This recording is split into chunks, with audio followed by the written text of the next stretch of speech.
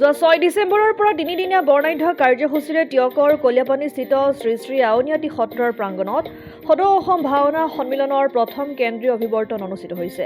ভাওনা সংস্কৃতিৰ উত্তৰণ শুদ্ধ ৰূপত পৰিৱেশনৰ লগতে ভাওনা সংস্কৃতিৰ সৈতে জড়িত শিল্পী কলাকুশলীৰ অৰ্থ সামাজিক সুৰক্ষাৰ অৰ্থে যোৱা 2টা দিনে উদ্যোক্তাসকলে অসমৰ বিভিন্ন প্ৰান্তৰৰ বিচাৰকসকলক একত্ৰ কৰি এখনি বিচাৰক সন্মিলন, সেইদৰে ভাওনাই জনপ্ৰিয়তা তথা যুৱ প্ৰজন্মক কিদৰে অনুপ্ৰাণিত কৰিব আদি বিষয়ৰ ওপৰত যুৱ সন্মিলনকে ধৰি বিভিন্ন সন্মিলন অনুষ্ঠিত কৰাৰ সমান্তৰালকৈ শেষদিনা অনুষ্ঠিত সমাৱৰ্তন আৰু মুকলি সভাত কমলাবাৰী সত্ৰৰ বুঢ়া ভকত প্ৰভাত বৰা, অৱসৰপ্ৰাপ্ত শিক্ষা সচিব কমলজ্যোতি গগৈ, যোৰহাটৰ বিধায়ক হিতেন গোস্বামী, সাংবাদিক ৰাজদীপ বাইলুং বৰুৱা, অল ইণ্ডিয়াৰ সঞ্চালক মাধুৰ্য বৰুৱা, জেবি কলেজৰ অধ্যাপক পংকজ গোস্বামীকে প্ৰমুখ্য কৰি বহু বিশিষ্ট ব্যক্তি উপস্থিত থাকে।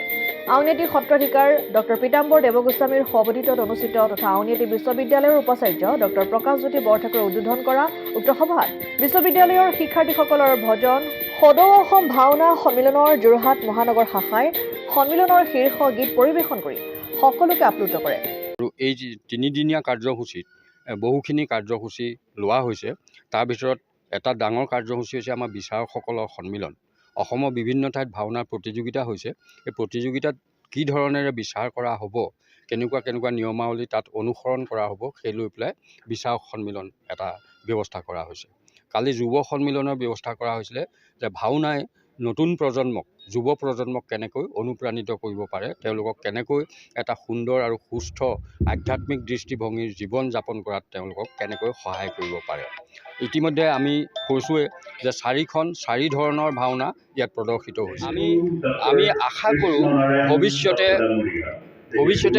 সদৌ অসম ভাওনা সন্মিলনৰ তৰফৰ পৰা এটা বৃহৎ আমি সাহাৰ্য পুঁজি কৰিব খোজোঁ, যাতে আমাৰ ভাওনা সন্মিলনৰ শিল্পীবৃন্দ যদি কেতিয়াবা অসুবিধাত পৰে, যদি কেতিয়াবা আৰ্থিক দুৰৱস্থাত পৰে, এই পুঁজিৰ পৰা যাতে সহায় আমি আগবঢ়াব পাৰিম। আমি আশা কৰোঁ, আমি চৰকাৰক অনুৰোধ জনাম, আবেদন জনাম যে আমাৰ যিসকল ভাওনা শিল্পী, এই ভাওনা শিল্পীসকলৰ বাবেও যেনেকৈ অন্যান্য শিল্পীসকলক পেঞ্চন আদি দিয়ে, যেনেকৈ সহযোগিতা আগবঢ়ায়, ঠিক তেনেকৈ ভাওনাৰ লগত জড়িত শিল্পীসকলকো যাতে সমমৰ্যাদাৰে, অন্যান্য শিল্পীৰ লগত সমমৰ্যাদাৰে যাতে আৰ্থিক বা অন্যান্য ধৰণৰ স্বীকৃতি প্ৰদান কৰে, সেইটো আমাৰ এটা আবেদনৰ ভিতৰত থাকিব।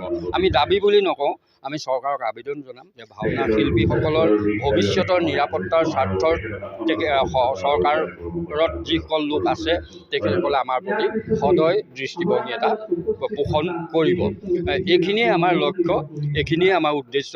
আমি ভাবোঁ ভাওনাই সমন্বয়ৰ বাণী প্ৰচাৰ কৰে, ভাওনাই এক ঐক্যৰ বাণী প্ৰচাৰ কৰে, ভাওনাই এক সুদৃঢ় মানৱীয়তাৰ বাণী প্ৰচাৰ কৰে।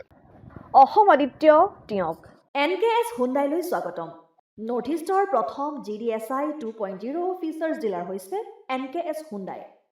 অত্যাধুনিক সা সুবিধাৰে তৈয়াৰী মষ্ট আপডেটেড হুণ্ডাই ডিলাৰ এতিয়া ডিব্ৰুগড়ত।